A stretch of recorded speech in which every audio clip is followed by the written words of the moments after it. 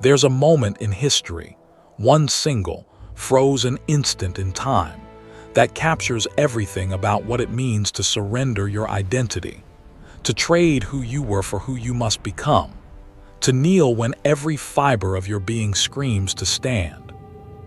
The year is 911. The place is a cathedral in northern France, and standing at its center is a man named Rollo, a Viking warlord, a sea raider, a killer who has bathed the rivers of Francia in blood for decades. His hands have gripped sword hilts slick with gore. His ships have carried fire and terror to Christian shores. He has taken what he wanted, burned what he couldn't carry, and laughed at the weakness of kings. And now, surrounded by bishops and nobles and the weight of ceremony, he is being asked to do the impossible. He is being asked to kneel, to kiss the foot of a Frankish king, to swear an oath of loyalty in a language he barely understands, to a god he has spent his life defying. This is not just submission. This is obliteration, the death of everything he has been, and the birth of something entirely new. To understand what this moment meant to Rollo, you have to understand what it meant to be a Viking in the late 9th and early 10th centuries. These were not simply pirates or raiders, though they were certainly that. They were the children of a warrior culture that had erupted out of Scandinavia like a storm breaking over the sea. Norse raiders whose longships could navigate both open ocean and shallow river, who struck coastal monasteries and river towns with surgical precision, who appeared without warning and vanished before defenders could muster. But they were also traders, explorers, settlers. They reached Iceland and Greenland. They touched the shores of North America. They established kingdoms in Ireland and England. They carved out dynasties that would shape European history for centuries. They were, in their own way, empire builders, though they built with axes and swords rather than parchment and law. And Rollo, he was one of their greatest, a chieftain of such reputation that even the fragmentary chronicles of his enemies, and they are all enemy chronicles, because Vikings didn't write things down, speak of him with a mixture of fear and grudging respect. He was called Rollo the Walker, some say, because he was so large no horse could carry him. Whether that's true or myth hardly matters. What matters is the image it conjures. A giant, striding through Francia, unstoppable, a force of nature wearing human skin. For decades, Rollo and his men had terrorized the region around the Seine River. They'd sacked towns, laid siege to Paris, extracted tribute from desperate rulers. The Franks had tried everything to stop them. They'd paid them off, silver bought peace, but only until the silver ran out. They'd fought them and lost, again and again, because Frankish armies were built for set-piece battles and Vikings excelled at mobility and surprise. They'd prayed for deliverance, and God, apparently, had other plans. By 911, the Frankish king Charles the Simple, and yes, that's really what history calls him, was out of options. His kingdom was fracturing. His nobles were restless. And Rollo's Vikings controlled the mouth of the Seine, the gateway to Paris, the lifeblood of northern Francia. Charles couldn't defeat Rollo. So he decided to buy him, not with silver this time, but with something far more valuable, with land, with legitimacy, with a chance to become something more than a raider. The Treaty of St. Clair-sur-Repte. That's what historians call it, though to the people who lived through it, it must have seemed less like a treaty and more like a devil's bargain. Charles offered Rollo a massive stretch of territory along the Seine, land that would eventually become Normandy, the land of the Northmen. In exchange, Rollo would convert to Christianity. He would swear fealty to Charles. He would defend Francia from other Vikings, turning poacher into gamekeeper. He would stop being a Viking and become a Frankish noble. Think about what that meant. Rollo had spent his entire adult life, possibly his entire life, living by the Viking code. Loyalty to your warband, glory in battle, freedom from kings and their suffocating rules. The Viking world was horizontal, meritocratic in its own brutal way. You earned respect with your courage, your cunning, your willingness to stand shield to shield with your brothers when the enemy charged. Kings were distant figures, maybe worth raiding, certainly not worth obeying. And now Charles was asking Rollo to join their world, to accept hierarchy, to acknowledge a man above him, to subordinate his will to Frankish law and Christian God, to trade the open sea for settled land, the longship for the manor hall, the raid for the harvest, to trade freedom for power. The ceremony took place in a church, because of course it did. Everything in the Christian world happened in churches: power, legitimacy, the architecture of control, all wrapped in incense and Latin prayers. Rollo stood there, this massive warrior who had laughed at death, who had fought in shield walls and sailed through storms that would have drowned lesser men. And he was told what would happen next. He would be baptized. That was non-negotiable. Charles needed him Christian, needed to be able to tell the bishops and nobles that he hadn't just allied with a pagan but converted one.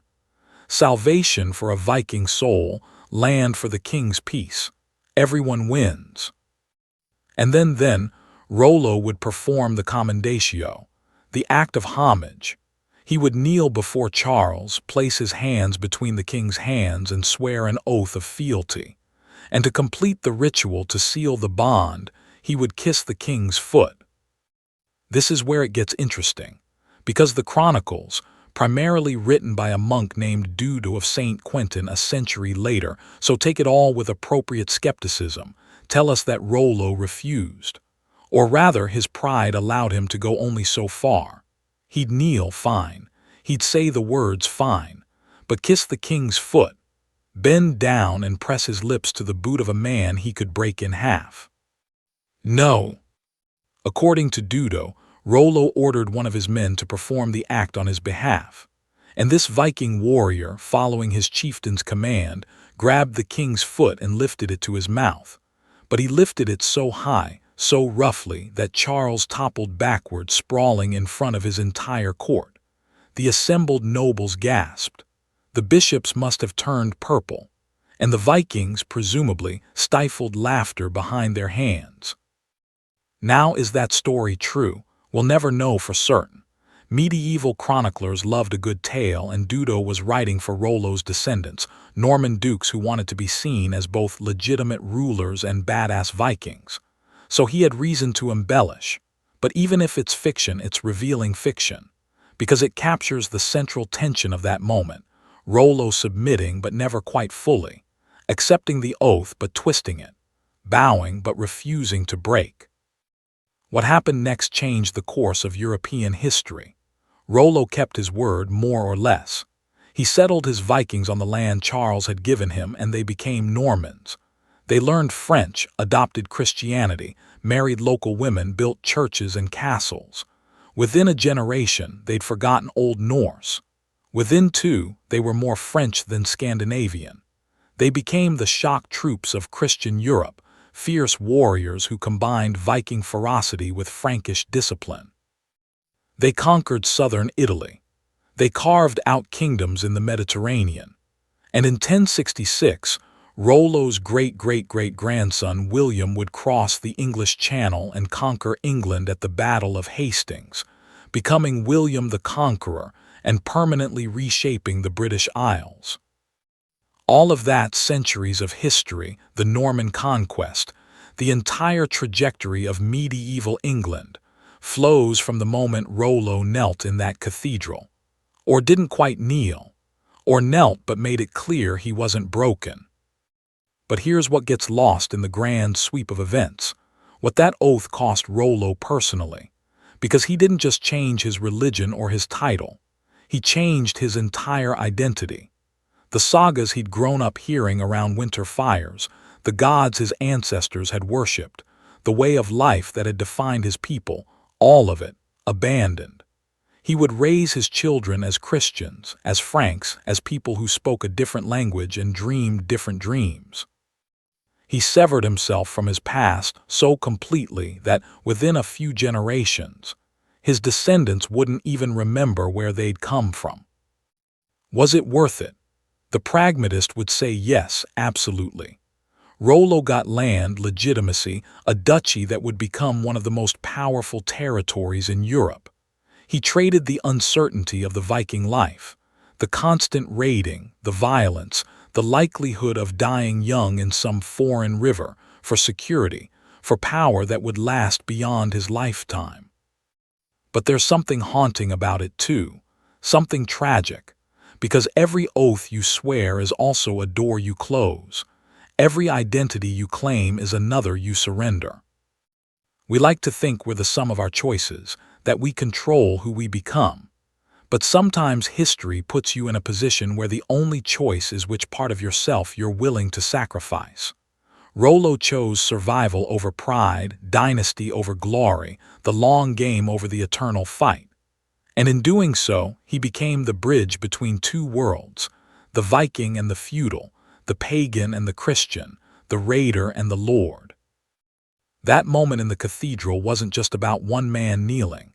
It was about the end of an age.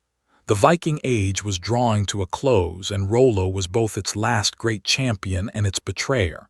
He saw which way the wind was blowing, toward Christianity, toward centralized kingdoms, toward a Europe that would have no room for sea raiders who answered to no one. And instead of fighting that tide until it drowned him, he rode it. He transformed himself. He survived. And perhaps that's the most Viking thing he ever did. Because if there's one thing the Norse understood, it was adaptation. They sailed to places no one had ever been. They learned new languages, married into foreign cultures, took what worked and discarded what didn't. They were survivors, and survival sometimes means becoming something new. Rollo knelt because he had to, but he rose as a different man.